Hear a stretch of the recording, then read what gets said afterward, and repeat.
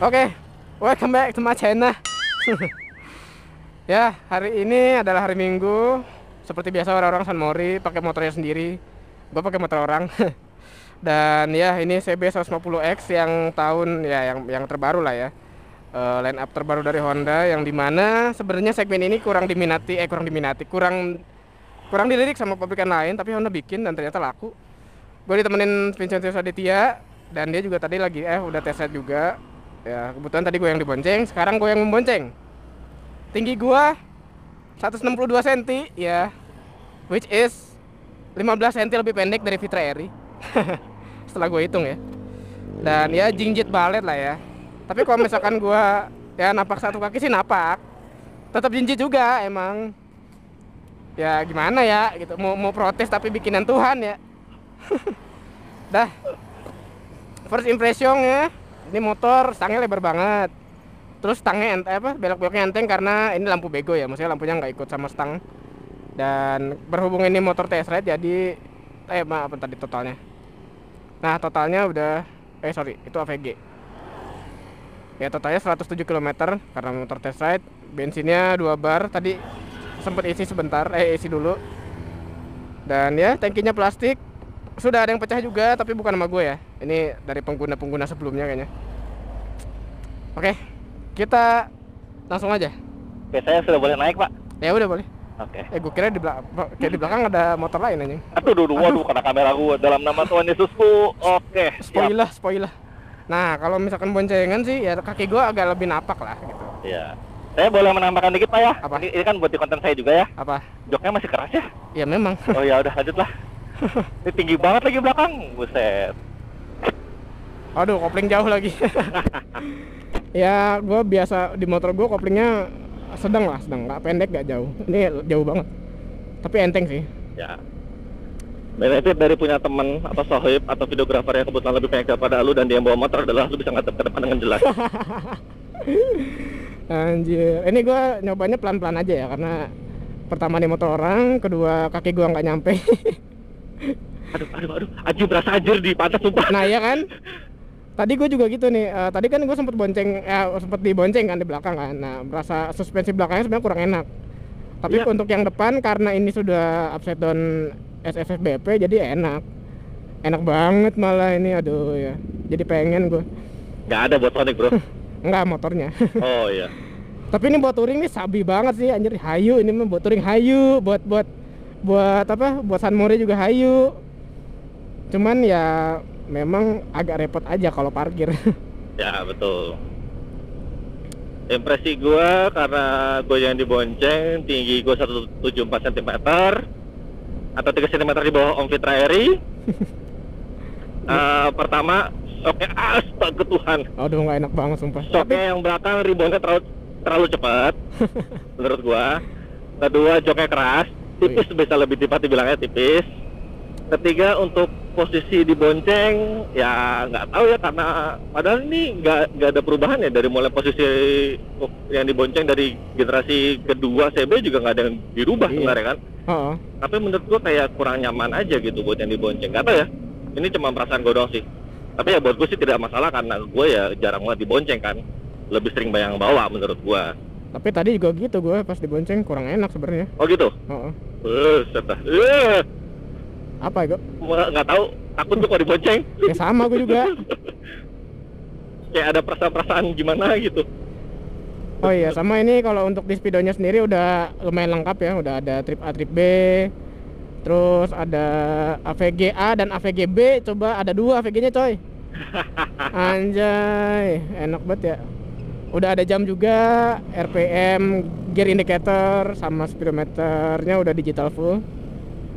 Terus untuk yang lainnya indikator lampu sen, lampu jauh udah di bawah sini.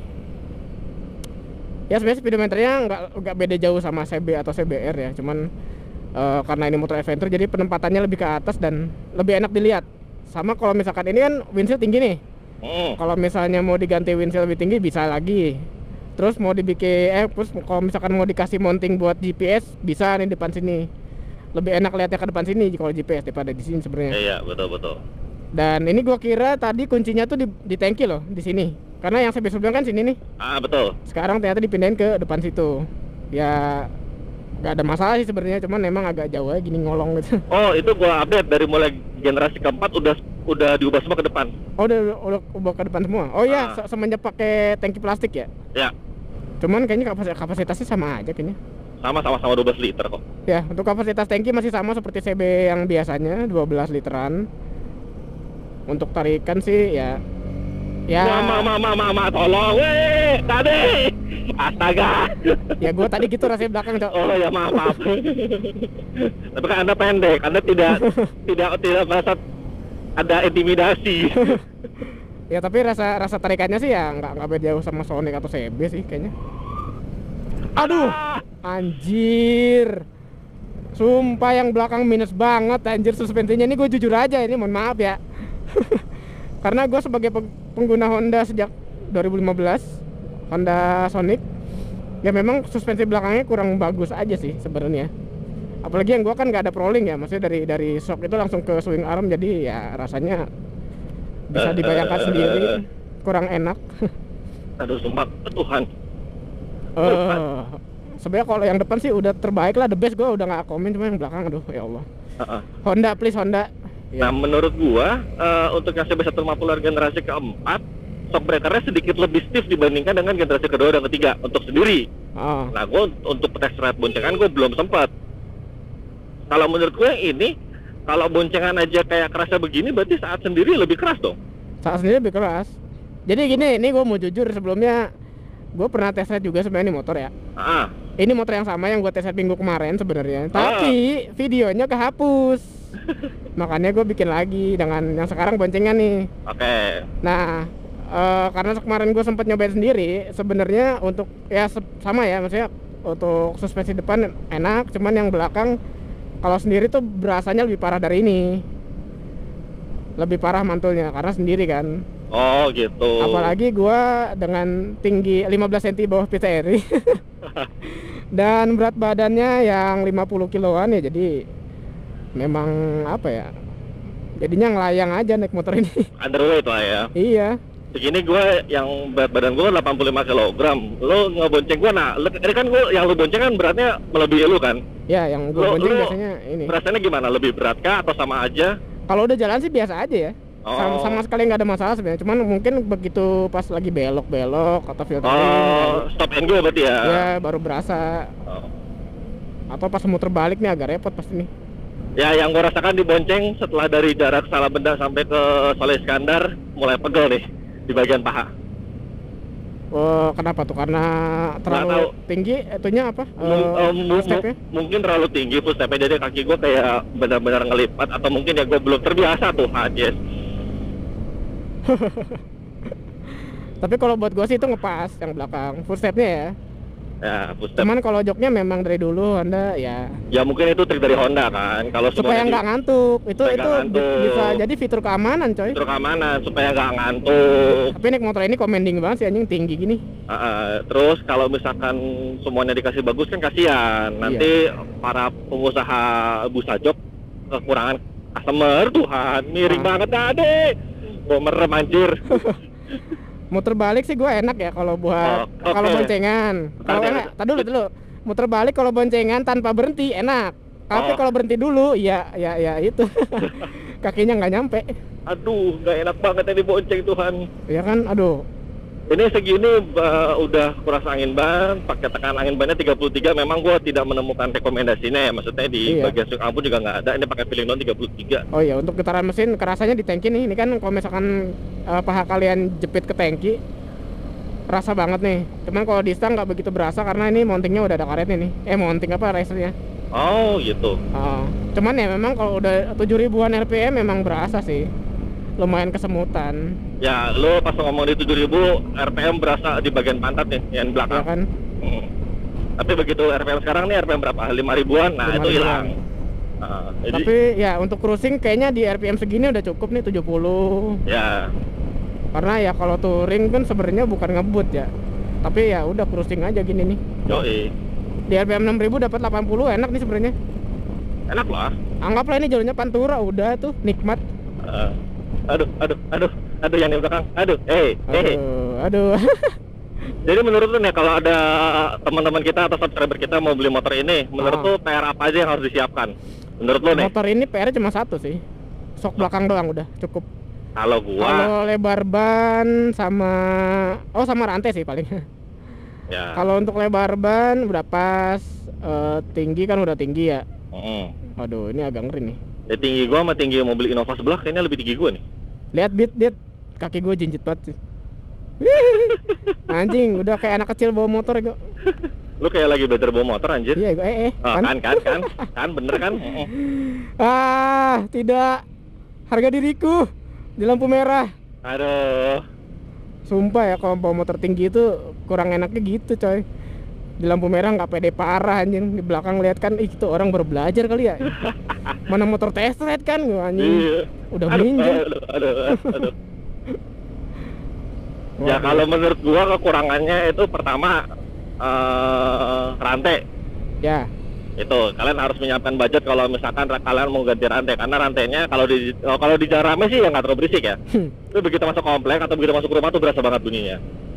Ya. Habis rantai adalah getaran di stang, dari mulai jalur stangnya tuh atau bandu stang ya. Itu bisa ganti pakai yang punya PCX bisa. Bisa pakai punya PCX, bisa pakai Atau punya CBR bisa, atau punya Tiger juga bisa. Itu harganya murah 50 ribuan satunya kalau gua nggak salah ingat. Terus busa jok ya. Oh iya bener. Busa jok ya, kalau mau dibikin lebih nyaman bisa. Cuman minusnya kan kalau busa jok pasti akan lebih tinggi lagi ya, akan lebih menyulitkan lagi gitu kan. Terutama untuk orang-orang yang mohon maaf, Tuhan Yesusku, Pak, lampu sennya Pak. Bapak mau kemana? Aduh, udah boncengan 4 orang begitu lagi anjir. Aduh, tadi baru sampai mana? Oh, sampai busa jok ya. Sampai busa jok. Kalau busa joknya ditambahin lagi bisa aja lebih nyaman, lebih empuk iya, tapi akan lebih menyulitkan buat teman-teman yang mohon maaf tinggi badannya di bawah seperti Dani lah bisa dibilang. Iya. Tapi enggak deh, seharusnya kalau misalkan mau ganti busa joknya jangan ditambah. Oh iya, bisa iya, gitu, bisa ganti jadi ya levelnya sama, cuman lebih empuk aja gitu. Terus, dan yang rekomendasi busa latex sih. Ya, terus habis itu yang terakhir menurut gua adalah sok belakang. Banyak merek lah, Oaklins, ada KTC, ada Red It, ada RCB, ada ISS, ada banyak banget, kalian tinggal pilih aja yang sesuai dengan kantong kalian dan preferensi kalian. Tapi sumpah nih motor enak banget sih ininya, posisi ridingnya. Riding posisinya enak. Iya, kaki belakangnya. Posisi kaki juga ngepas gitu, nggak terlalu nengkuk, nggak terlalu ke depan. Ya, betul. Itu enak menurut gua. Pas banget. Kalau terlalu ke depan kan sebenarnya nggak enak juga sebenarnya. Ya, karena posisi badan lu udah agak mundur sebenarnya. Iya. Sama ya ini posisi tegap sih.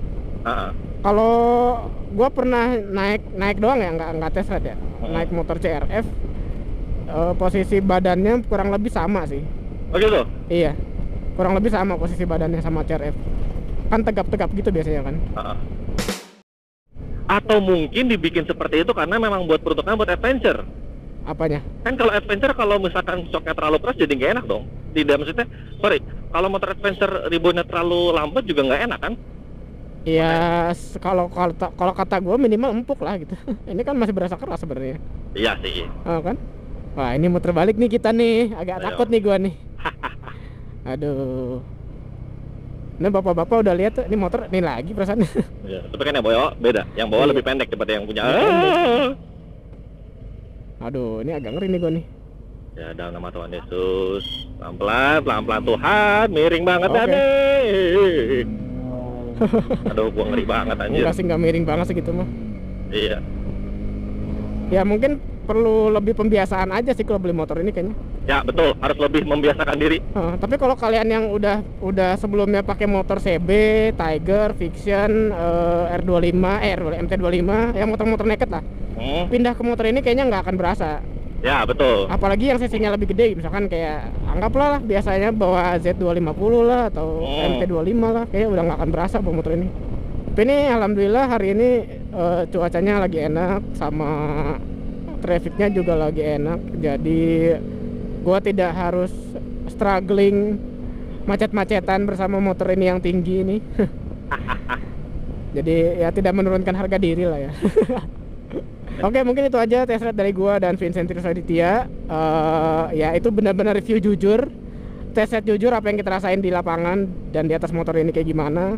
Betul. Untuk fitur di speedometer gue suka, ada jam, ada trip A trip B, konsumsi bahan bakar A B juga, sama ya udah full lah ibaratnya, udah cukup lengkap lah. Cuman ya itu tadi PR yang disebutin, jok, getaran stang, sama rantai, sama shock. Iya. Mama, aduh, gua ngeri mata. Terima kasih yang udah nonton sampai habis. Ya motor ini worth it sih buat gue, apalagi buat kalian-kalian yang hobi touring. Dan modifannya juga udah minim, udah nggak harus banyak yang diubah. Gue dari Moto RC dan Vincent Trisaditya undur diri. Sampai ketemu di vlog-vlog berikutnya. Bye. Assalamualaikum. Waalaikumsalam.